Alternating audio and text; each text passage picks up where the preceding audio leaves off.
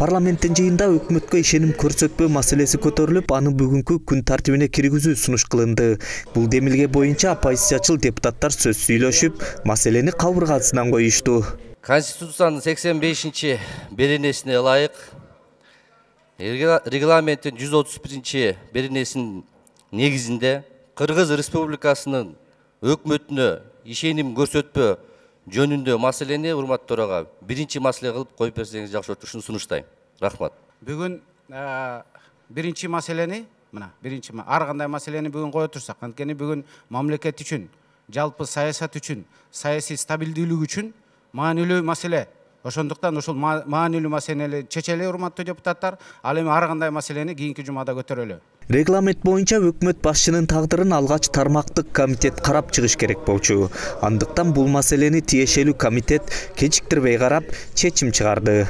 Биринчи, Кыргыз Республикасынын Жогорку Кеңешинин депутаттарынын 3/1 Кыргыз Республикасынын өкмөтүнө ишеним көрсөтпөө жөнүндө демилгеси Кыргыз Республикасынын Жогорку Кеңешинин кароосуна киргизилсин. Экинчи, маселе ачык добуш берүү жолу менен добуштарды эсептөөнүн электрондук тутумунун пайдалануу менен Кыргыз Республикасынын Жогорку Кеңешине кароо сунушталсын. Анда тийиштүү комитеттин корутундусун, урматтуу депутаттар, мыйзамдарга ылайыктуу мен добушка коем, добуш бериңиздер. Макул 101, каршы 5, баары 106, катталды 112, токтом долбоору кабыл алынды, урматтуу депутаттар. Эң кызыгы өкмөткө ишеним көрсөтпөө демилгесин буга чейин Сапар Исаковдун ишин мактап алкап жүргөн коалициялык көпчүлүктүн депутаттары да колдоп жиберишти. Айрым коалиция мүчөлөрү Сапар Исаковду кетирүүгө саясий себеп болгонун айтышса, кээ бирлери ошол эле оппозициячыл депутаттар айтып жүргөн жүйөлөрдү коюшту. Сапар Исаков Жумакадырович жумушка келгенден баштап, премьер-министрге келгенден баштап көптөгөн мындай кырдаал жаралды да. Бул жанакы кышында кыздын чилдесиндеги ТЭЦтин авария болушу.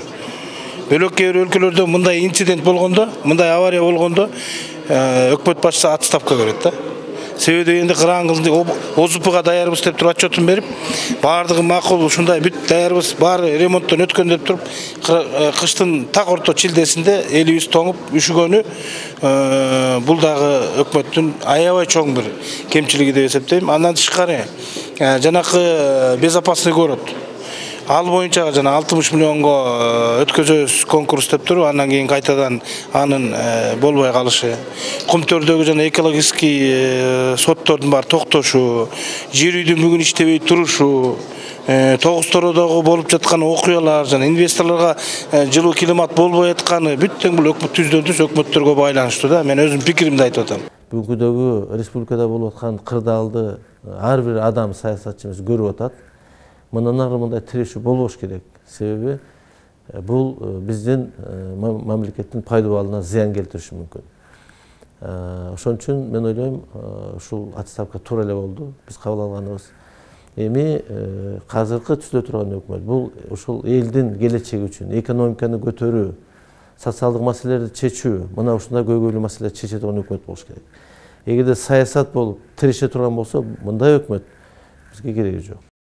Ошон үчүн бүгүн биздин көпчүлүк депутаттар, фракциянын жана коалициянын көпчүлүгү жана көп депутаттар 100дөн ашык добуш менен өкмөттү отставкага жөнөттү. Сапар Исаков жетектеген өкмөт былтыр августта ишке киришкен. Негизинен жаш кадрлардан түзүлгөн өкмөттүн бир катар мүчөлөрү быйыл түрдүү себептер менен кызматтарынан кетишкен. Алардын жолун улай Сапар Исаков бүгүн экс-премьер-министр макамына ээ болбой, эрден шыпырылды дейт саясат талдоочу Канатбек Азиз. Конституционный закон о правительстве Кыргызской республики деген мыйзам боюнча 23-чү беренеге карап туруп, эгерде премьер-министр конституцияны нарушать этип кеткен болсо, эгерде ишенбестик көрсөткөн болсо, ал экс-премьер-министр деген званиядан дагы ажырайт деген маселе болду. Азыркы учурда Сапар Исаков өзүнүн постунан эле эмес, ал экс-премьер-министр деген званиядан дагы айрылды.